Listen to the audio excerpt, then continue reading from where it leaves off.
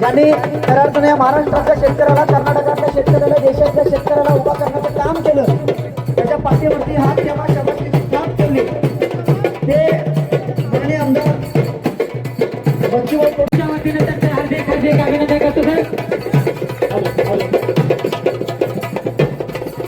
या ठिकाणी साहेबांच्या शिवासे या छत्रपती शिवाजी महाराजांच्या काळामध्ये एका शेतकऱ्याने आत्महत्या केलेली होती, त्याच महाराजांना सर्वप्रथम पुष्पहार घालून या ठिकाणी आजच्या कार्यक्रमाची सुरुवात होणार आहे. तर सर्वांना विनंती आहे की इथं बच्चूभाऊ आलेले, तर बच्चूभाऊ कशासाठी आलेले, तर आमच्या कर्नाटकमध्ये बेळगाव जिल्हा अध्यक्ष एकटा झटतोय, त्याच्या मागे आम्ही तालुका अध्यक्ष आहे, आपले सदस्य आहेत, शाखा अध्यक्ष आहेत, पण एकटा झटतोय त्याला पाठिंबा देण्यासाठी आपण तुम्ही पण इथे उपस्थित झाला. त्याच उपस्थितीमध्ये हा विचार हा प्रत्येक गोरगरिबांच्या घरात, विधवा असू दे, अपंग असू दे, शेतकरी असू दे, प्रत्येकाच्या घराघरात हा मशाल पेटवायची आहे. मशाल कशासाठी पेटवायचा आहे, तर आता साहेबांनी बोलले रोडच्या कामाचं बोलले, तहसीलदार ऑफिसात खेकड्याचं काहीतरी बोलले, तसं साहेब एकटंच करतात, शिवकुमार बोलले साहेब करता लागले.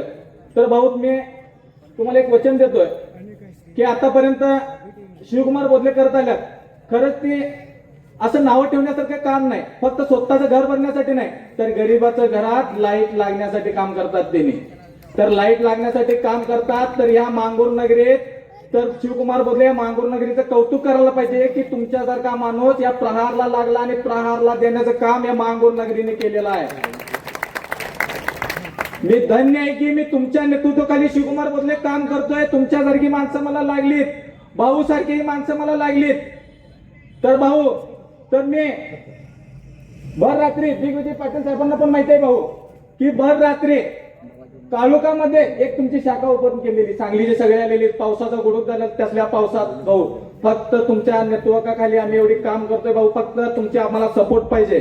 जसं शिवकुमार बोलले आपल्याला एक फोन केले की दवाखाना बिल, एका फोन मध्ये बाबा आमची दखल घेत नाही साहेब, दखल घेत नसताना शिवकुमार बोलल्यांना एक फोन केला, बाबा साहेब असं असं झाले आणि असं असं करून दिल्यात. साहेबांनी एक फोन केला, एक फोन केल्यानंतर ना तिथं साहेब आमची अवस्था असं होती की मी पण तिथं नव्हतो. 2 महिन्याच्या मागे साहेब माझ्या बेडक्या कारखाना, व्यक्तिगत कारखान्याच्या तिथं माझ्या अंगावरती ट्रॅक्टर गेले होती, मी पण दवाखान्यामध्ये होतो साहेब, मी पण 13 दिवस आयसीयू मध्ये साहेब. मी एक बाजूनं अपंग असल्यागत एक आदू असल्यासारखं आहे. तर साहेब तुमचं नेतृत्व अजून पण मी थांबवलेलं नाही, याच्या पुढे थांबवणार नाही. जेवढा माझा श्वास आहे फक्त तुमच्यासाठीच लग्णार आणि या गरीबासाठीच लग्णार. आतापर्यंत 7 केस झाल्यात साहेब, तुमच्या बरोबरीला मी पण यायची ताकद ठेवली साहेब. मी फक्त गरिबांच्यासाठी. बाळासाहेब एवढं बोलून माझे शब्द दोन थांबवतो.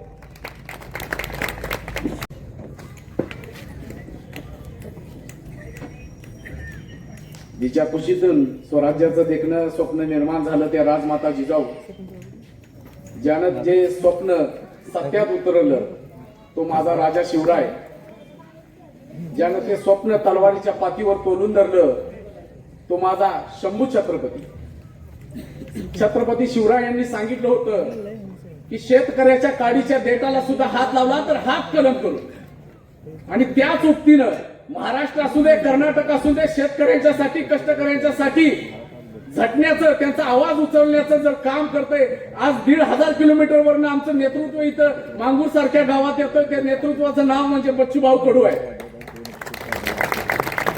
आज मांगूर सारख्या खेडेगावातून, ग्रामपंचायतीतून एका शेतकऱ्याचं, कष्टकऱ्याचं पोरग शिवकुमार बोधले सारखं 1,500 किलोमीटरवरलं बच्चूभाऊंचं नेतृत्व स्वीकारून आज इथं काम करतंय. कारखानदारांना वजन काटे मारी संदर्भात जाब विचारतंय. पीडब्ल्यूडी सारख्या रस्ते विभागाला सडेतोड प्रश्न विचारतोय. तिथं ऑफिस मध्ये जाऊन खेकडे सोडतोय. बच्चूभाऊंच्या आगळ्या वेगळ्या आंदोलनाचा कित्ता गिरवत प्रहार सारखं शोले स्टाईल आंदोलन टाकीवर चढून मांगूर ग्रामपंचायतीला प्रश्न विचारते. आज मगाशीच शिवकुमारने येताना मला सांगितलं, परवाच काहीतरी प्रश्न झाला की गावातील एक कॅट क्लब काहीतरी आंदोलन झालं. त्या कॅट क्लब बंद करण्यावरून बराच वादंग झाला आणि त्या कॅट क्लब वाल्याच्या मालकांना असं धमकावलं की तुझं कुठंच काय चालून देणार नाही, कुठलाच प्रहारचं काम होऊन देणार नाही, तू कसा काय सभा घेतो तेच बघतो. त्या पुढाऱ्याच्या माजलेल्या पाळीव कुत्र्याला मला एकच सांगायचं इथून, अरे बाबा, हे जे आम्ही काम करतोय, आम्ही जे नेतृत्व स्वीकारलंय ते 1,000-1,500 किलोमीटरवरलं नेतृत्व स्वीकारलंय. आणि ते नेतृत्व स्वीकारून आम्ही इथं जे काम करतोय ते शेतकऱ्यांच्यासाठी करतोय, कष्टकऱ्यांच्यासाठी करतोय. शिवकुमारने एक मोठं नेतृत्व स्वीकारलंय, ते बच्चूभाऊंच्या रूपाने स्वीकारलंय. आणि दुसरा मित्र स्वीकारला दिग्विजय पाटलाच्या रूपानं. मी क्रांतिसिंह नाना पाटलांच्या वाळवा तालुक्यात आलोय. तुझ्यात असा कुट्टा टोकू तो हलणार सुद्धा नाही. आज बघायला गेलं तर सभेचा विषयच आहे. शेतकऱ्यांचे प्रश्न असतील किंवा कष्टकऱ्यांचे प्रश्न असतील, ऊस उत्पादकांचे प्रश्न असतील, तंबाखू व्यावसायिकांचे प्रश्न असतील, काही इथं 4-5 गावं कांदा उत्पादक सुद्धा आहेत. आज बघायला गेलं तर शेतकऱ्यांच्या प्रश्नाविषयी कुठला सुद्धा नेता सभागृहात परखडपणे बोलत नाही. शेतकऱ्यांच्यासाठी स्वामीनाथन आयोगावर कोण बोलत नाही. आज जे टॅरिफचं धोरण ट्रम्प तात्या आणि मोदींनी जे आणलंय त्याच्यावर कोण बोलत नाही. आज बघायला गेलं तर या टॅरिफच्या धोरणामुळं सोयाबीन आयात खुली होणार आहे. या आयात जर खुली झाली तर सोयाबीनचा दर भावांनो 2,500 रुपयाच्या वर तर काही जाणार नाही. आज कांद्यासारखं इथं उत्पादन होतंय, कांद्याचा दर सुद्धा गडगडला. आजच्याच अॅग्रोवन पेपरची बातमी आहे की तंबाखूचा दर 380 रुपयेवरून 250 रुपयेवर आला. आज बेळगाव जिल्ह्यामध्ये बरेच तंबाखू व्यावसायिक आहेत किंवा तंबाखू उत्पादक शेतकरी आहेत. यांच्यावर कोणी भाष्य करत, कोणी सुद्धा बोलत नाही. स्वामीनाथन आयोगावर सुद्धा कोणी बोलत नाही. स्वामीनाथन आयोग जेव्हा आला 2002 का 4 साली आला, पण ते लागू करण्याचं धारिष्ट सुद्धा कोणी दाखवलं नाही. नरेंद्र मोदी साहेब म्हणतात आज की शेतकऱ्यांच्या हितासाठी आम्ही काम करू, पण स्वामीनाथनवर आयोगावर बोलत नाहीत. ते ट्रम्पच्या टॅरिफ धोरणाविषयी बोलत नाहीत. आज ऊस दराचा प्रश्न असला तर ऊसाला 1200-1300 किलोचा काटा मारला जातो. मुख्यमंत्री महोदयांचं आजचं स्टेटमेंट आहे, महाराष्ट्र राज्याच्या मुख्यमंत्र्यांचं, कर्नाटक राज्याच्या मुख्यमंत्र्यांचं स्टेटमेंट आहे की शेतीसाठी आम्ही AI धोरण स्वीकारू, शेतीसाठी आम्ही AI टेक्नॉलॉजीचा वापर करू. महाराष्ट्र सरकारने 500 कोटीचं AIचं धोरण आणलेलं आहे. कर्नाटक सरकारने 400 कोटीचं AIचं धोरण आणलेलं आहे. AI म्हणजे नेमकं काय हे कळून सुद्धा दिलेलं नाही शेतकऱ्याला, किंवा शेतकरी काय AIचा वापर करू शकतोय याच्याबद्दल काय बोलत नाही. आज बघायला गेलं तर अंतराळात सुनीता विल्यम्स नावाची एक अंतराळवीर एक मागल्या महिन्यात 1 वर्ष झालं अडकली होती. तिला पाठवण्यासाठी इथूनच पृथ्वीवरून यान पाठवलं गेलं. ते स्वयंचलित यान इथूनच पृथ्वीवरून ऑपरेट होत होतं. तिथं त्याचे दरवाजे उघडत होते. ती सुनीता विल्यम्स दुसऱ्या यानातून त्या यानात बसत होती. एवढं जर तुमचं जर धोरण जर पुढे गेलंय तर शेतकऱ्याचा वजन काटा AI टेक्नॉलॉजीने का चालू शकत नाही याच्याबद्दल मला त्यांना विचार करायचा आहे. ह्या AI टेक्नॉलॉजीवर आधारित शेतकऱ्याचा वजन काटा का होत नाही ह्याच्याविषयी मला प्रश्न विचारायचा आहे. आज बघायला गेलं तर स्वातंत्र्याला 75 वर्ष उलटली तर माझ्या मायबाप शेतकऱ्याचा कष्टकऱ्याचं शेतमालाचं वजन सुद्धा नीट या दळभद्रेंनी करायचं नाही हे यांनी ठरवलेलं आहे. कारण ही शेतकऱ्याची एकी हे तोडण्याचं काम करत आहे.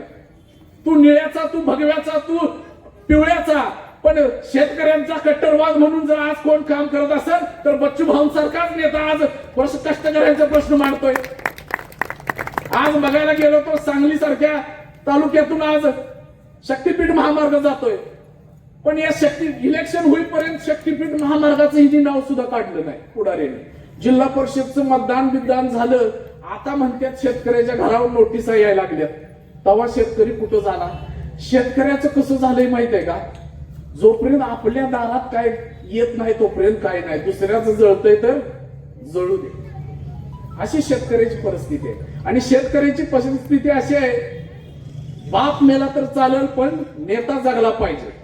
कुठल्या तर जातीचा पक्षाचा झेंडा घेऊन मिरवायचं, त्याचा 1.5 GB डेटा आपल्या नेत्याच्या पोराचा व्हॉट्सअप स्टेटस ठेवण्यासाठी वया घालवायचं आणि बाप इकडे रानात काबाड कष्ट करून घाम घालतय पण बापाचं कौतुक त्याला कधी सुद्धा नाही.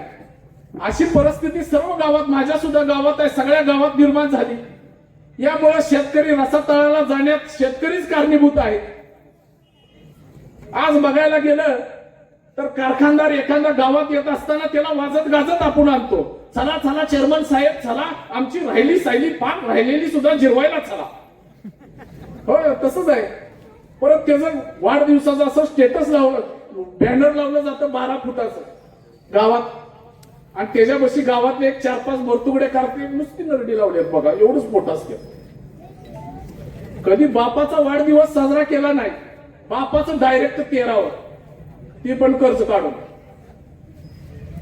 पण त्याला कष्ट करणाऱ्या बापाची कधी सुद्धा कणव आली नाही. इथले माझे पुढारी, इथले माझ्या कारखान्याचे चेअरमन असतील, यांनी कधी तुम्हाला ऊसाचा हमी भावाचं गणित सांगितलं नाही. आता पळत सुटल्यात बघा, AI टेक्नॉलॉजीने ऊस करा. पण ऊसाच्या किती रिकव्हरीला किती ऊस दर मागायचा, तंबाखूच्या किती किलोला किती रुपये दर मागायचा, याच्याविषयी कोण बोलत नाही. आणि ही जी व्यवस्था आहे ती शेतकऱ्याला लुटण्यासाठी, नागवण्यासाठी, नासवण्यासाठी तयार झाल्या. आज तुम्ही जर बघायला गेलं तर मराठी शाळेच्या भूगोलाच्या पुस्तकामध्ये वायुरूपी खडक, अग्निजन्य खडक, लावा, रस 5 किलोमीटर भुईतलं शिकवतात. 5 किलोमीटर खाल्लं. पण दगाड जमीन, चोकणी जमीन, कुठल्या जमिनीत कुठलं पीक चांगलं येतंय, तंबाखूला कुठली जमीन लागते, ऊसाला कुठली जमीन लागते, ही कुठल्या पुस्तकात आपल्याला शिकवलं का? गणिताच्या पुस्तकात गेलं की लसावी काढा, मसावी काढा, वर्गफळ काढा, घटफळ काढा. पण शेतकऱ्याच्या हमी भावाला, शेतकऱ्याच्या ऊसाला कुठला दर मागावा, शेतकऱ्याच्या भुईमुगाला कुठला दर मागावा, सोयाबीनला कुठला दर मागावा, याविषयी कुठल्या पुस्तकात शिकवलं जात नाही. आणि यावर जर भाष्य करणारे, जर काम करणारी जर संघटना असेल तर प्रहार शेतकरी संघटना असेल, प्रहार संघटना बच्चू भाऊंच्या माध्यमातून आम्ही काम करतोय. शिवकुमार बोधले सारखा तरुण इथं काम करतोय.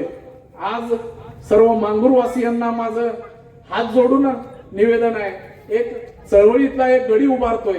एक सर्वसामान्य कष्टकऱ्याचं, शेतकऱ्याचं पोरग तुमच्या पुढं येत्या पंचायत समितीला किंवा ग्रामपंचायतीला तुमच्या समोर येईल. एक सर्वसामान्य घरातला आहे. मी सुद्धा एक सर्वसामान्य घरातला आहे. माझी 2 लहान मुलं मी ठेवून आज इथं सभेला आलोय. पण सांगायचं तात्पर्य एवढं, जे खऱ्यानं वागतंय, जे सत्यानं भांडतंय, जे शेतकऱ्यांचा आवाज उतरतंय, त्या आवाजाच्या माग खंबीरपणाने उभं राहायचं आहे आणि या शेतकरी चळवळीचा आवाज बळकट करायचा आहे. एवढं मी सगळ्यांना नम्रतेची विनंती करतो. आणि या जो काटामारीची, लूटमारीचा यांनी जो खेळ चालवलाय, त्याच्या माध्यमातून जर सर्व शेतकरी कष्टकरी एकत्र आलं तर काय नाही, 12-13 लाख रुपये लोकवर्गणीतून सुद्धा काटा होऊ शकतो.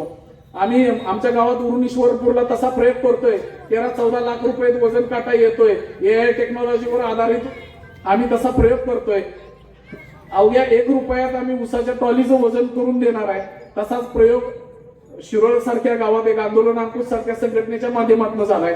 तसाच एक प्रयोग धनाजी आबा चुडमुंग यांच्या माध्यमातून झालाय. तसाच एक प्रयोग शिवकुमार मोदले यांच्या माध्यमातून आम्ही इथं मांगूर सारख्या या गावात करतोय. आणि त्याला सर्वांच्या आपल्या सहकार्याची अपेक्षा आहे अशी मी सर्वांच्या वतीनं विनंती करतो. व चळवळीचा हात बळकट करण्यासाठी इथं आला त्याबद्दल मी सर्वांचं धन्यवाद देतो. व शिवकुमारच्या पाठीशी अशीच तुमची ताकद राहू द्या अशीच मी नम्रतेची विनंती करतो. जय शिवराय, जय प्रहार.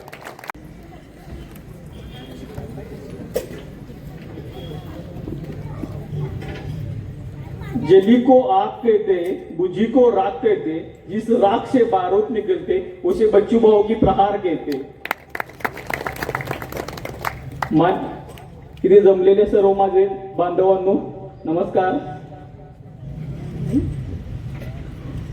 स्टेजवरील सर्व मान्यवर आणि बच्चू भाऊ यांना मी विनंती करतो की मांगुरात आजपर्यंत जे जे संघटना आहेत, जे पक्ष आहेत, तिने इथे जे काम केले किंवा आम्हाला जे सपोर्ट केला किंवा जे आम्हाला विरोध केला त्यांच्यासाठी आम्हाला जे म्हणजे मदत केली त्यांना सुद्धा आणि जे आम्हाला विरोध केले त्यांना सुद्धा हे फक्त एकच सांगायचं आहे की इथून पुढे आम्ही प्रहार मार्फत जेवढ्या इलेक्शन येणार आहेत त्या पूर्ण आम्ही निवडणुका इथून लढवणार आहेत प्रहार मार्फत. एवढंच मी सांगतो. आपल्या भागात सगळ्यात मोठा प्रश्न आहे की ऊस दराचा.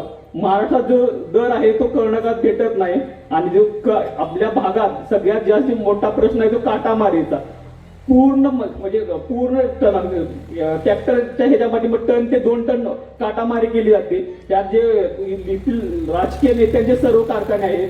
परत तेच कारखाने आणि पुन्हा आम्हाला ते भावासाठी आणि भांडताव पण आम्हाला काहीच भेटलं नाही.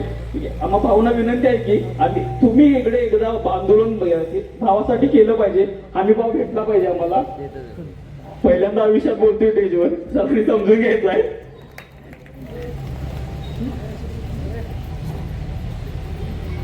भाऊंच्या बाबतीत सांगायचं तर आजपर्यंत भाऊंच्या जवळपास 450 गुन्हे दाखल आहेत.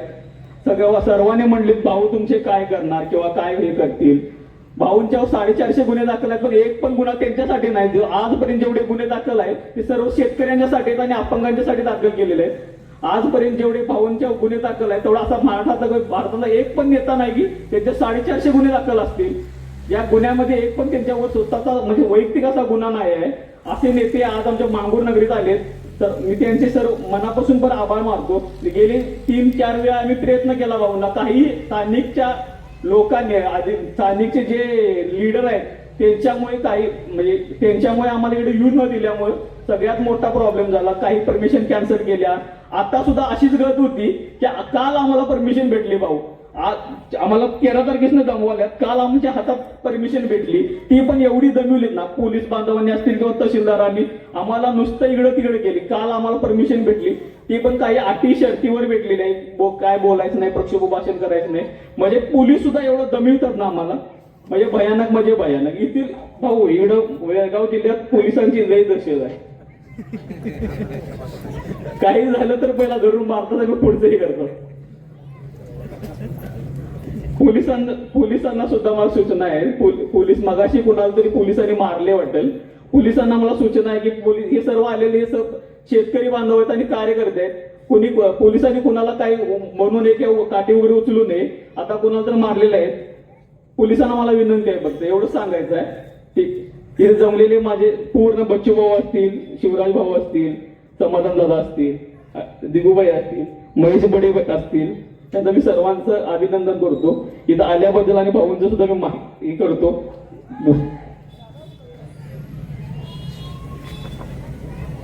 मी भाऊंना एवढं सांगतो की आम्ही इथून 7 वर्ष झालं काम करतोय. रोडचं असतील, PWDचे असतील किंवा शिवलेस्टाईल आंदोलन असतील, आम्ही खेकड्यांचं आंदोलन असतील, परत आणि त्या अधिकाऱ्याला त्याच्याच ऑफिसमध्ये कोंडून घातलेला आपाचीवाडीमध्ये. परत एमगर्नीमध्ये एका अनाथ आणि अपंग व्यक्तीला आम्ही स्वतःच्या पदरच्या पैशाने बाबा मी घर बांधून दिलेलं आहे. तुम्ही जसं गुजरातमध्ये जाऊन घर बांधून दिलं तसं आम्ही इथं एमगर्नीमध्ये एका महिलेला घर बांधून दिलेलं आहे. भाऊना एवढंच सांगायचं आहे की आम्ही दवाखान्याची इथं भरपूर लोकांची कामं केलीत, पण आता महाराष्ट्र शासनाने जे हॉस्पिटल महात्मा ज्योतिबा फुले योजना आहे ती आता योजना सध्या बंद केलेली आहे. त्याच्यामुळे आमची दवाखान्याची कामं होत नाही. तुमच्या मार्फत मला एक सांगायचं आहे की आमची ती कामं झाली पाहिजेत, एवढंच तुमच्याकडनं अपेक्षा आहे भाऊ. एवढं बोलतो आणि माझं भाषण संपतो. काय चुकलं असेल तर समजून घ्यायचं. आयुष्यात पहिल्यांदाच बोलतोय त्याच्यावर. म्हणजे साहेबांसाठी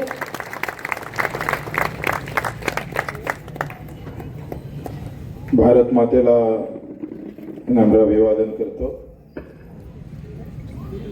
छत्रपती शिवाजी महाराज, महात्मा ज्योतिबा फुले, पूज्य बाबासाहेब आंबेडकर, वीरांगना अहिल्यादेवी होळकर यांनाही नतमस्तक होतो. खरं तर शिवकुमार बोधले 3 ते 4 वर्षापासून सातत्यानं तो संपर्कात आहे. दरवर्षी मी त्याला सांगायचं मी तारीख देतो, मी सभेला येतो. म्हटलं या दुसऱ्या वर्षी विसरून जाईल आणि आपलं कर्नाटक जाणं थांबून जाईल. पण घडी विसरायलाच तयार नाही. पण मी त्याला तारीख देत नाही म्हणून महेश बडेच्या मागे लागला. तर तुम्ही तरी तारीख मिळवून द्या. आणि ह्या गळ्यानं फक्त तारखेसाठी फोन नाही केला. मला वाटतं कित्येक पेशंट मुंबईला साठी असेल, हॉस्पिटलसाठी असणार. बच्चू बेळगावातल्या लोकांना शिंदे साहेबांना आश्वासन दिलं होतं का महात्मा ज्योतिबा फुले जर मुंबईत जर पेशंट गेला, कोल्हापुरात गेला तर महाराष्ट्र सरकारनं बेळगावातल्या पेशंटची व्यवस्था केली पाहिजे. ही महात्मा फुले योजना बेळगावातल्या लोकांना लागू केली पाहिजे, म्हणजे कर्नाटकच्या मराठी लोकांना. असा त्याचा आग्रह अजूनही आहे. त्याची तळमळ मी जे पाहतो ना, तो कुठल्या जातीचा आहे, कुठल्या राज्यातला आहे हा विषय महत्वाचा नाही, पण तो सामान्याचा कार्यकर्ता आहे हा विषय फार महत्वाचा आहे. आणि म्हणून त्याच्यासाठी खास करून आलो आहे. त्या एक कार्यकर्त्यानं किती जिद्द ठेवावी, सामान्य माणसाबद्दल किती आपलं पण दाखवावं, किती जिव्हाळा ठेवावा, हे फार जास्त लोक असे भेटत नाही. लक्षात घ्या. तुम्ही हे लक्षात घेतलं पाहिजे का श्रीमंत असणारे लोक भेटणार तुम्हाला, पैसे असणारे लोक भेटणार, प्रचंड गाड्या घोड्या सगळे असणारे, पण मनानं तुमच्याबद्दल चांगले असणारे लोक फार कमी असतात. मी नेहमी सभेत सांगत असतो का कुटुंबाला जसं चांगल्या पोराची अपेक्षा असते ना, इथे बसणाऱ्या प्रत्येक आई वडिलाला असं वाटतं का माझं पोरग किमान नाही तर माझ्या कामी किमान चांगलं तरी निघालं पाहिजे, ते दारूचं व्यसन सुद्धा लागता कामा नये. तसं समाजाला चांगल्या कार्यकर्त्याची गरज असते आणि समाज ते विसरला आहे. भीती वाटतं आता चांगल्या कार्यकर्ता टिकन का नाही टिकन, कारण तुमच्या डोक्यातली जात आहे ना आणि तुमच्या डोक्यातला जो धर्म आहे आणि पक्षाची जी गुलामी आहे ना, तो चांगल्या कार्यकर्त्याला मारून टाकतो. सगळ्यात मोठं जर आम्ही पाहतो या देशामध्ये का इथून सगळ्या पूर्ण, मी काही राजकीय भाषण करायला नाही आलो, पण मी महाराष्ट्रभर फिरत असतो, सगळ्या इकडे देशभर फिरतोय. मला सांगा चांगल्या कार्यकर्त्याचा 1-2 नाव सांगा बरं का बाबा आमच्या गावात एखादा पेशंट बिमार पडला आणि त्याला मुंबईला न्यायला सांगितलंय. हाय नाव तुमच्याकडे? राष्ट्रवादीचा, भाजपाचा, काँग्रेसचा, शिवसेनेचा? नावच नाही. पार्ट्या तर भरपूर आहे ना गावात, पार्टीचे लोकही भरपूर आहे, जाती धर्माचे लोकही भरपूर आहे. दंगा लागली तर झंडे घेऊन उभे राहणारे लोक आहे ना, पण जेव्हा माणूस पाय घासून मरतं तेव्हा झेंडा घेऊन त्याला दवाखान्यात जाणारे मर्दाची अवलाद शिल्लक राहिली नाही. या देशातलं सगळ्यात मोठं दुःख.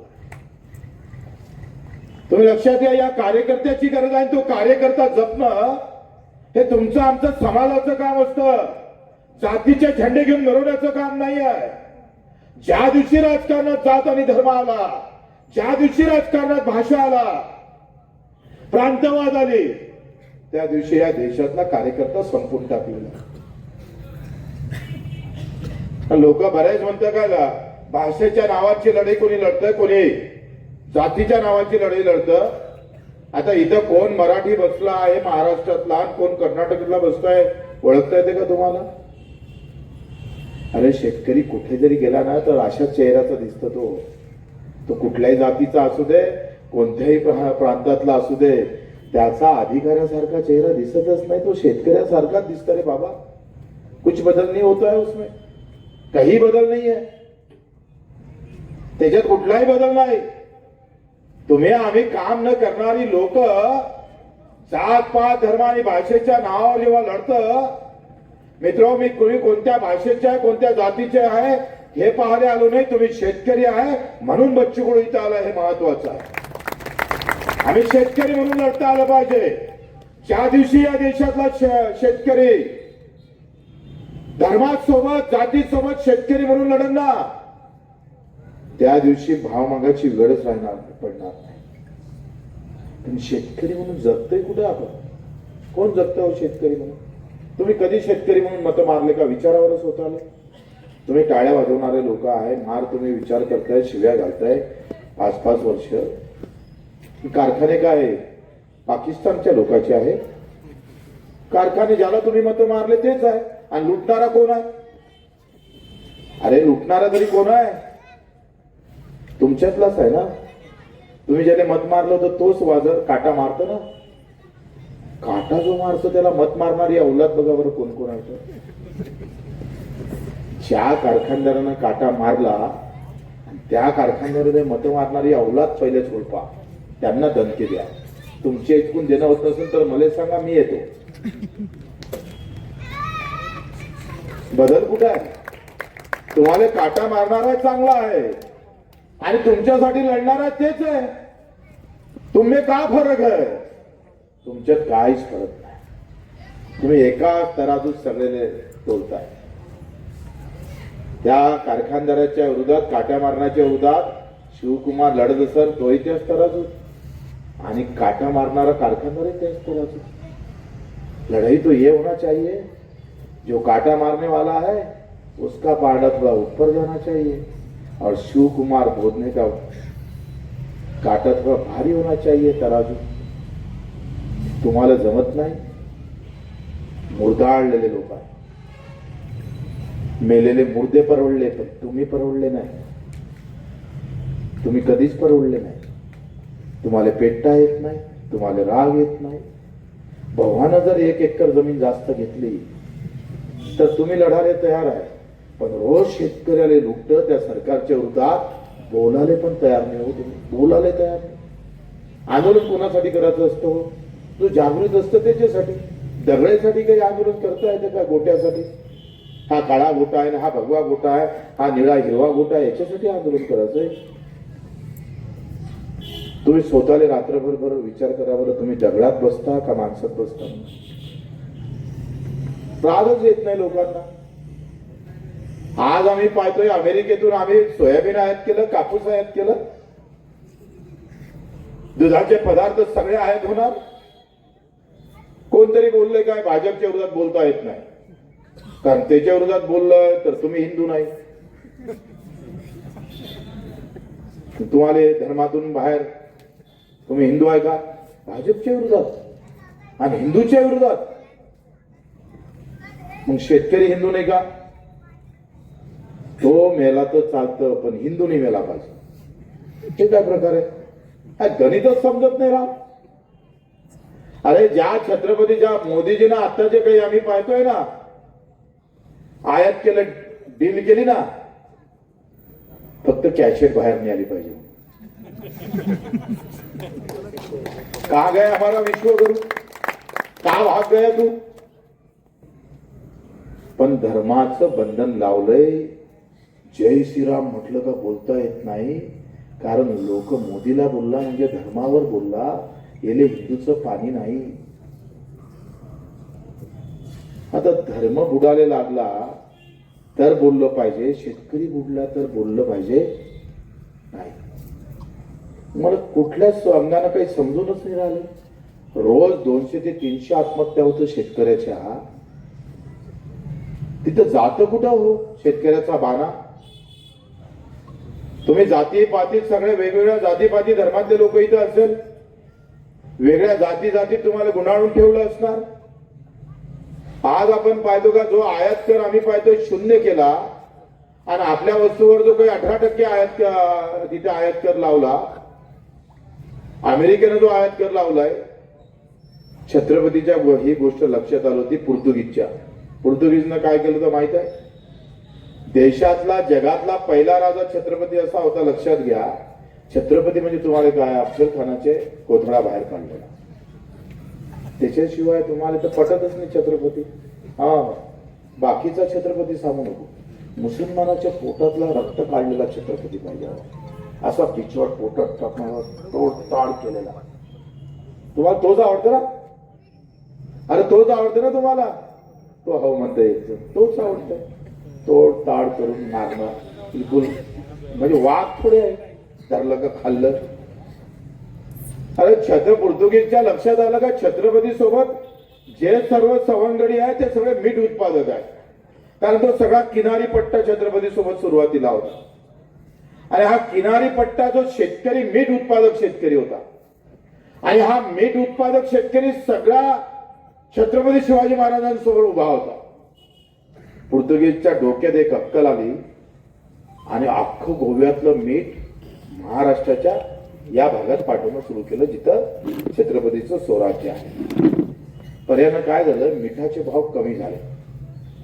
आणि मिठाचे भाव कमी झाल्याबरोबर छत्रपतीच्या परिसरामध्ये कुजबुल सुरू झाली का मिठाचे भाव कमी झाले, मिठाचे भाव कमी झाले. तेव्हा एक मात्र राजा असा होता, जसं ज्या भागातून मीठ याचं त्या मिठावर आयकर लावणारा जगातला पहिला राजा छत्रपती शिवाजी महाराज. आणि हे आमचे महोदय, भाई और बहनों, तुम्हारे भी अच्छे दिन आएंगे. आता काय मेल्यावर येणार आहे, मातीत गेल्यावर आणशील का? कोणाचे अच्छे दिन राहिले, कोणाचं चांगलं आहे, इथलं शिक्षण चांगलं आहे. केंद्रानं एखादा प्रकल्प एखाद्या राज्याने गरिबांच्या पोरांना शिक्षणासाठी उभा केला. एखादा हॉस्पिटल केंद्रानं एखाद्या राज्यात गरिबाचं ऑपरेशन मोफत झालं पाहिजे, त्याला कुठेही जाता कामा नये, त्यांना बिलकुल कुठलाही कॅश काउंटर न ठेवता उभं करता आलं नसतं. केंद्राला आलं असतं, पण त्याला केंद्र सरकारला माहित आहे यांना हॉस्पिटलची गरज नाही, यांना धर्माच्या आफूच्या गोडीची गरज आहे. मग हॉस्पिटल कशाला ते आज मारवलंय? तुम्ही जर बगर प्याचे म्हणजे दारू न पेता नशा येत असं, तर मग दारू द्यायची कशाला? भाषणानं द्यायची ना नशा मारून. हे सरकारले राज्यकर्त्याला माहित आहे, ते काँग्रेसवाले असू दे का कोणी असू दे. आमच्या डोक्यात कधी बदल होणार आहे, आम्ही कधी बदलणार आहोत? जो साखर कारखानदार ज्याला आम्ही मत मारतोय, जी भरभटलेली हात आहे ना तुमची, जो काटा मारणारी जे मत मारणारी औलाद आहे ना, ती साधी अफजल खानाची औलाद असं, त्याला पहिले आळवं घेतलं पाहिजे आणि मग त्या कारखानदाराला आळवं घेता आलं पाहिजे. त्याची हिंमत कशी होत शेतकऱ्याच्या काटा माराची? अरे संख्या तुमची जास्त आहे का कारखानदाराची जास्त आहे? रे कोणाची संख्या जास्त आहे? डर किसका होणार? झालं डरते कारखानदाराला. संख्या तुमची जास्त आहे, ऊस तुमचा, मेहनत तुमची जास्त, मत तुमची जास्त, संख्या तुमची जास्त, आणि भीता कारखानदाराला. तर गांडू की फौज कहा तयार हो गई? कुठे तयार झाली ही फौज? फक्त छत्रपतीचा फोटो लावायचा, बाबासाहेबांचा, साहेबांवर काही बोलायचं नाही. अबे साल्या मनगटात जोर तर आहे बघ. तुम्ही जातीसाठी गावागावात तुम्ही ओळखता, पण एक अकेला लूट के जाता है तब सब नामर्द की औलाद चुप रहती है. यार शर्म यायला पाहिजे आम्हाला. साला काटा कसा मारतोय तो? मग तुमचं काय जबरदस्तीने मारलं का त्यानं? अहो तुम्हाला 15 महिने ऊस पिकवाले लागतं. मोठ्या मुश्किलनं 50 ते 60 टन हाती येतं. आलाय तर 30 ते 40-50 हजाराच्या वरती नफा भेटतो. 1 टन म्हणजे एका एकरातला 50 टन ऊस जर गळप आम्ही पाहतोय प्रोसेस करायचा असला तर 3 ते 4 तास लागतो. 3 ते 4 तासामध्ये 2 लाख रुपये कमावतोय कारखानदार. आणि तुम्ही 15 महिन्यात 30,000 कमावत नाही. हे भांडवलशाही आहे. कुठे शेतकरी आहे? हे सगळ्या इकडे असंच आहे. कारण तुमच्या डोक्यात टाकलेलं राजकारण जे जाती धर्माचं आहे ना, निळा आणि भगवा आणि हिरवा आणि पिवळा, हे व्यवस्थित टाकलेलं आहे. हे जाणीवपूर्वक टाकलेलं आहे. कधी टिपू सुलतान वरतं येतं, कधी औरंगजेब उडतं समोर येतं, कधी वंदे मातरम मानलं जातं. अरे शेतकरी मारतं त्याची कधी चर्चा होतं का रे? आणि झाली तर तुम्ही सहभागी किती होत आहे? फक्त पंजाबच्या शेतकऱ्यासाठी एकदा टाळ्या वाजवल्या पाहिजे. कारण 1.5 वर्ष आंदोलन केलं त्यांनी. 1.5 वर्ष. आपल्यासारखे आडू पांडू नाही आहे. तुम्ही तर पाऊस आला तर अर्धे पाय आले असते. बाकीच्यांना डोक्यावर खुर्च्या घेतल्या असत्या. लवकर आटपा, लवकर करा, चला भागा, तुम्ही पण घरी जा. शेतकऱ्यावर अन्याय होते. तू किती डाव अन्यायाच्यासाठी बाहेर निघालाय? तू कधी रस्त्यावर आला? एखादा कार्यकर्ता शिव बोधले सारखा जर समोर येत असाल तर तुम्ही त्याचा चेहरा पाहणार, त्याची जात पाहणार, त्याच्याजवळ पैसा आहे ते किती पाहणार, त्याची ताकद काय ते पाहणार. पण त्याचा प्रामाणिकपणा पाहता येते का तुम्हाला? एवढी तरी अक्कल आली काय आम्हाला? आम्ही त्याचा ताम जाम पाहतोय. गाडी पाहिजे, घोडं पाहिजे, पैसा पाहिजे, जात पाहिजे, धर्म पाहिजे, पार्टी मोठी पाहिजे, दिल्लीवाली पाहिजे, काम करणारा नाही पाहिजे तुम्हाला. तुम्ही तुमच्यासाठी स्वतः तुम्ही मारक आहे ह्या गोष्टीसाठी. आणि हे आम्ही भोगतोय म्हणून बोलतोय. अरे तो जर 5 घंट्यामध्ये कारखानदार जर 2 लाख नफा मिळवत असेल एका एकराच्या उसावर आणि तुम्हाला 30,000 भेटत असेल आणि तरी गप्प राहत असाल, आम्हाला तरी लाज वाटते का? बघा थोडीशी. म्हणून आम्ही बोधलेला सांगितलं का थोडासा वेळ काढ, मला सांग कोण काटा मारताना ना त्याला काटा मारू ना आपण, तर बच्चू कडूचं नाव नको समजू. हे गुन्हेगिने, हे पोलीस गिलीस वाले काही नाही, ते कर्नाटकचे असू दे का आधी कुठचे असू दे, न्याय अन्यायाची भाषा समजतं आम्हाला. आणि वर्दीवाला जर अन्याय करत असाल तर आम्ही छत्रपतीची वर्दी घालून आलोय, लक्षात घ्या. ही मस्ती जर कोणी करत असेल तर हे संविधानानं चालणारा देश आहे. राज्य कुठले असू दे, मस्ती चालणार नाही. नम्रतेनं आम्ही काही करायला तयार आहोत. पण दंडा जर हाती आहे त्याची जर मस्ती करत असाल तर चिरफाड केल्याशिवाय राहणार नाही. एवढं सोपं समजायचं नाही. 1500 किलोमीटर जरी असलं तर रान पेटवू आम्ही. झाले महाराष्ट्रात 250 गुन्हे, 300, 400, 500. एक गुन्हा कर्नाटकातही करू ना, काय फरक पडतो आम्हाला? काय फरक पडणार आहे? आणि म्हणून ही जी सामान्य माणसाची ताकद आहे, त्याचा जो स्वाभिमान आहे, अभिमान आहे, तो छत्रपतीच्या विचारांना तितकाच मजबूत ठेवण्याचं काम आम्ही करणार आहोत. मला माझ्या भागातले कार्यकर्ते म्हणजे कशाला बेळगावला जात, काय गरज आहे? तिथे काय निवडणूक लढणार? तिथे काय फायदा होणार आहे राजकीय आपल्याला? राजकारणाचा फायदा नसेल तर जायचंच नाही तुम्ही. सगळं काही राजकारणासाठीच करायचं? अरे आम्ही दिव्यांगासाठी काम केलं. ज्याला 2 पाय नाही, हात नाही, डोळे नाही, उभ्या महाराष्ट्रामध्ये नाही हिंदुस्थानामध्ये दिव्यांगासाठी बोलणारा एकही माणूस नव्हता. कारण त्यांचं मत नाही आहे ना जास्त. एका गावात किती 10 ते 15 ना ग्रामपंचायत सदस्य निवडण्याची ताकद नाही.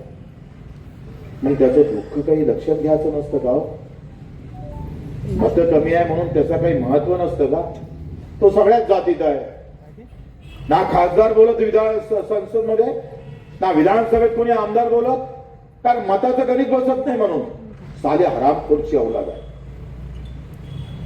बच्चू कडू त्याचा विचार कधीच केला नाही. सगळे कामं मतासाठी नाही, काही कामं आशीर्वादासाठी करायचे असतं आणि ते काम आम्ही आशीर्वादासाठी करतो. 600 रुपये महिना होता फक्त दिव्यांगाला. भाडत लढत लढत आम्ही पाहतोय 600चा महाराष्ट्रामध्ये 1000 केला, 1000चा 1500 केला. आणि आता उपोषणाला बसलो होतो 7 दिवस 2500 दिव्यांगाला देतो.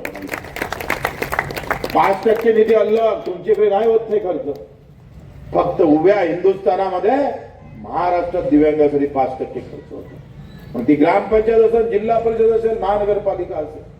वाघोलीचा आपला 7वा आहे त्याची ग्रामपंचायत एका दिव्यांगाला वर्षभराने 50,000 रुपये देते. वर्षभर आहे. ज्या दिव्यांगाला कोणीच पाहत नव्हतंय आणि मताशिवाय कोणी काही झुकत नव्हतंय, तिथं बच्चू कडू झुकला. आणि ज्याला 2 पाय नाही त्याचा पाय होण्याचा प्रयत्न केला. ज्याला 2 डोळे नाही त्याचा डोळे होण्याचा प्रयत्न आम्ही केलेला आहे. अरे जिसके पास ताकत है उसके साथ तो सब खड़े रहेंगे, लेकिन जिसके पास ताकत नहीं वहां बच्चू कडूवर प्रहार खड़ी रहती है. ज्यांच्याजवळ कोणी नाही तिथे उभं राहण्याचं काम आम्ही आतापर्यंत आयुष्यात केलेलं आहे. ते यायचं आता सांगितलं दिग्विजयनं, तर मार्क फडणवीस बोंबलत होतं आमच्या इकडलं. ते यायमध्ये औषधी देऊ, यायच्या माध्यमातून खतं देऊ, यायमध्ये झाड कसं वागते, कुठं बोलते, कसं रात्री झोपते का नाही झोपत, म्हटलं सगळं सांगन रे, पण याय भाव नाही देणार रे येड्या. भाव काय तुझा बाप देईन का? आम्हाला सांगायला लागलं. म्हणजे आमचा शेतकरी एवढा मूर्ख आहे, त्याला खत काय टाकावं हे समजत नाही, औषध काय, इतके येडे आहोत का आपण? एवढं असं सांगतो का आता एआय म्हणजे शेतकऱ्यासाठी क्रांतीच येणार आहे. बस तुम्ही घरी बसूनच सगळे ऊस घेणार आहे, कापणार पण एआय, रस पण काढणार, पेणार पण एआय. तुमच्या आयला तर आणि भाव कोण देणार? काय एमआयएम पाशी जायचं? काय धंदा लावलाय? शेतकरी एवढे खुश होते, अरे वा काय टेक्नॉलॉजी आली, आता आपल्याला काम करायचं गरजच नाही. अरे याय माणुसकी देणार नाही, सगळं दे, माणुसकी माणसालाच उभी करावं लागतं. आणि ते माणुसकी जपणारा कार्यकर्ता म्हणजे आमचा बोधले आहे, लक्षात घ्या. इतका वेळ 3 वर्ष 3 ते 4 वर्ष वाट पाहतोय तो. माझ्याकडून कुठलीच मदत नाही होत, आणि तरी लढतं. विचारा, लहान गोष्ट नाही आहे. तिच्या अगोदर ज्यांना संचालन केलं, काय नाव त्याचं इकडे बसलंय, हा रजनी विशाल, त्यानं सांगितलं दुसरा कार्यकर्ता होईल 1-2. छत्रपतीचे 7च कार्यकर्ते होते हो. किती होते? तोरणा हाती घेतला तेव्हा माहित आहे का तुम्हाला? माहित आहे? तुम्ही पाकिस्तानातले आहात, कोणालाच माहित नाही. अरे छत्रपती शिवाजी महाराजांवर किती लोक होते? 14-15चं वय आणि 7 ते 8 कार्यकर्ते असणार. सैनिक लहान लहानच 14-15 वर्षाचे. म्हणजे आता जे पोट्टे मोबाईलवर खेळते का नाही, मोबाईलवरच युद्ध खेळतात. म्हणजे बायको त्याची माय बाप मराले जाते, पण हे मोबाईलचं युद्ध सोडत नाही. माय म्हणतो अरे सोड रे, तसं 2 तास तरी मोबाईलच्या दूर राह. पोट्ट 2 तास नाही रात्रभर दिलं त्याच्यातच राहतो मोबाईलमध्ये. मी तर काही पोट्टे पाहिले दुलई ते पांघरून घेऊन जे असतं ना, चादर घेऊन त्याच्या अंदरून मोबाईल पाहतो. ही अवस्था. 7 ते 14 ते 15 वर्षातले छत्रपती शिवाजी महाराजांच्या काळामध्ये आदिलशाहीची फौज भाऊ 70 ते 80 हजार होती. निजामशाही 2 लाखावरची फौज होती, 100-150 किलोमीटरच्या अंतरावर. आणि आदिलशाहीचा किल्ला घ्यायचा होता तोरणा. जिजा म्हणते, जिजामाता म्हणते हा तोरणा घ्यायचा आहे. आता स्वराज्याचं मूर्त आपण व्हायला पाहिजे, काम सुरू केलं पाहिजे. 14व्या वर्षी कोणी कोणाच्या पोराला सांगता एखादी माय अशी सांगा मला का? 14व्या वर्षी जा आता मरावं लागतं. सगळे बुजुर्ग म्हणताय का आपल्याजवळ किल्ला नाही, लपाले जागा नाही, आणि तुम्ही हे 10-15 पोरं घेऊन कसा सर करणार आहे किल्ला? आणि किल्ला सर केला तर 150 किलोमीटरवर 1 लाखाची फौज आहे, हाती आहे, घोडे आहे, तोफा आहे, चिरून जाल ना तुम्ही. तेव्हा जिजा म्हणतात चिरू दे ना. एक शिवाजी गेला तर दुसरा तयार होईल, पण स्वराज्य निर्माण केल्याशिवाय राहणार याला हिंमत नाही. ठीक आहे, एकासाठी होत आहे. तोरणा 1 किल्ला हाती गेल्यावर शेवटच्या क्षणामध्ये 350 किल्ले, 3 ते 4, 5, 7 लोकांना सुरू केलेली ही लढाई स्वराज्याची 350 किल्ल्यावर जात आहे. भावना आणि प्रामाणिकता महत्वाची असते. सामान्य माणसाबद्दलची असणारी आस्था.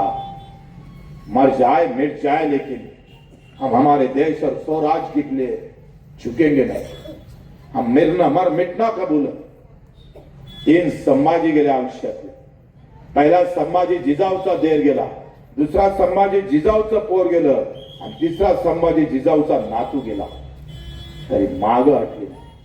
ही म्हणता आवाज. हा विचार आहे.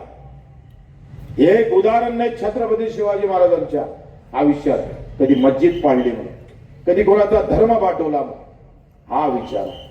तलवारीच्या ताकदीवर कमजोरांना खाली पहायला लावायचं, त्याला निस्ताराभूत करायचा हा विचार कधीच चपला नाही.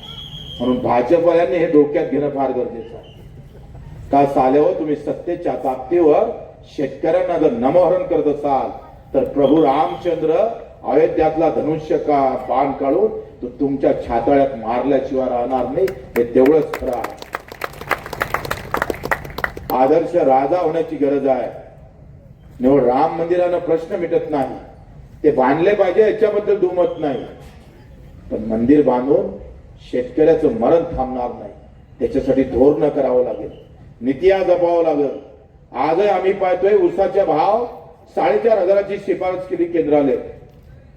का पर टनाले जर 4,500 रुपये भाव भेटला नाही तर 15% सुद्धा नफा भेटू शकत नाही ऊसाले, असं मी म्हणत नाही, कृषी मूल्य आयोग म्हणतं. भाव किती जाहीर केले? 1,000 रुपये कमी भावानं. हे केंद्रानं भाव जाहीर केले, राज्यानं तर 3,550 दिले. ते 10.5% 10.25% रिकव्हरीवर, आणि तुम्ही 11.25 वर एवढे भाव देताय. राहिलं काय? लढणारी जमात संपली, लढणारे संपले, चर्चा करणारे फक्त शिल्लक राहिलेले आहे. ते म्हणतो ना, जो भाषण येत नाही, मला तेव्हा तुकारामाचा अभंग आठवला. लाख बोलण्याहून थोर एकच माझा कर्तव्य, बोलणं आसान, काम करणं बहुत कठीण होता. हे तुकारामानं सांगितलं. म्हणून तुला कमी बोलण्यापेक्षा ही चांगली गोष्ट आहे, तू अधिक काम कर. आयुष्य तर सगळ्यालाच भेटतंय, पण आयुष्य असं जर का बाकीच्या आयुष्यामध्ये खऱ्या अर्थानं प्रकाश आणि आनंद देता आला पाहिजे.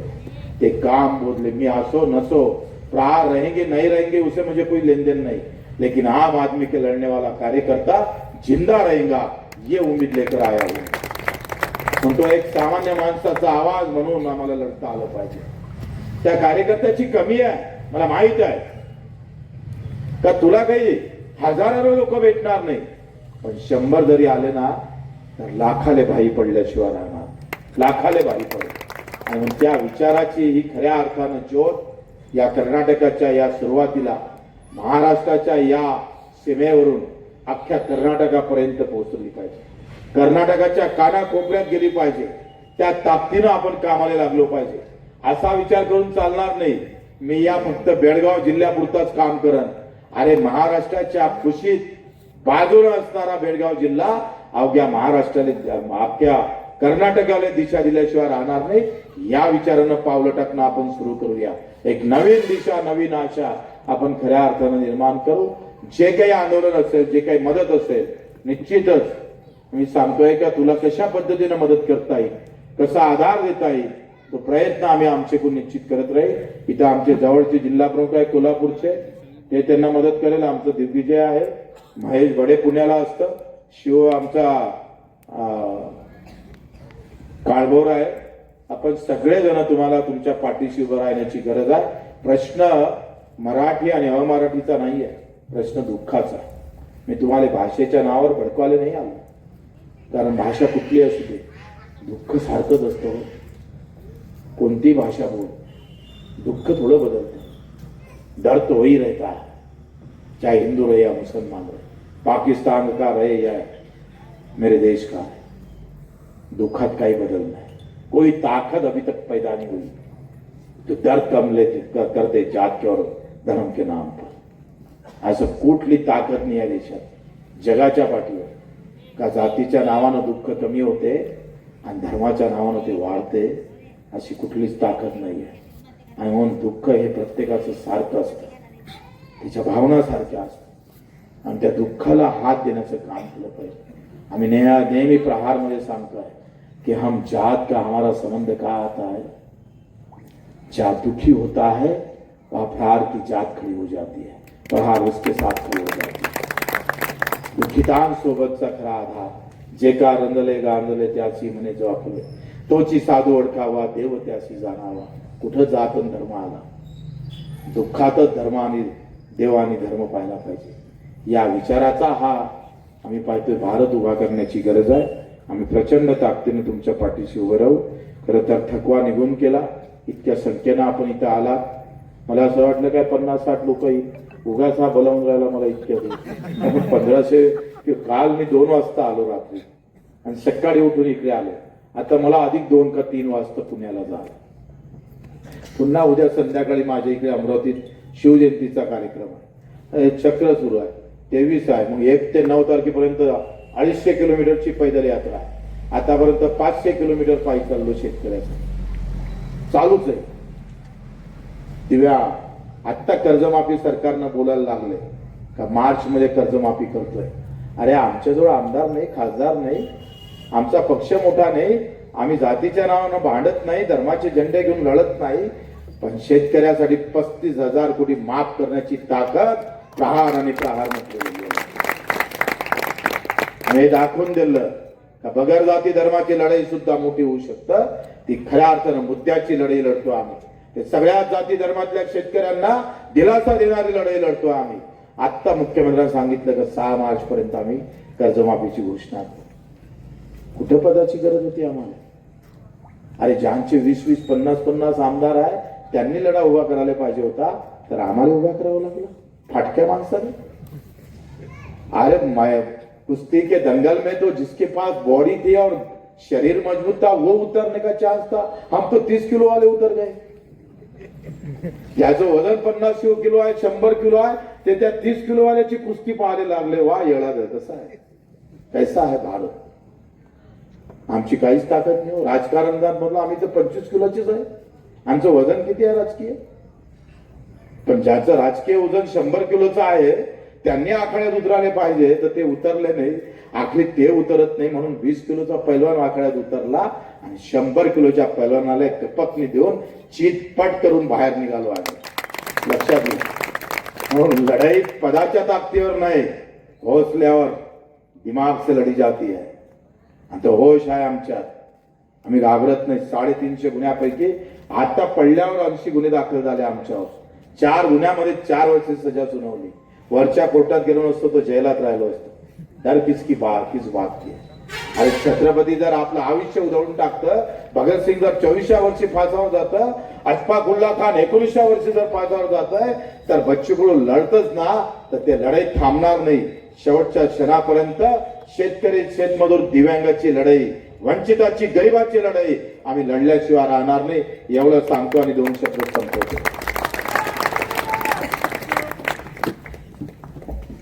धन्यवाद. शेतकऱ्यांची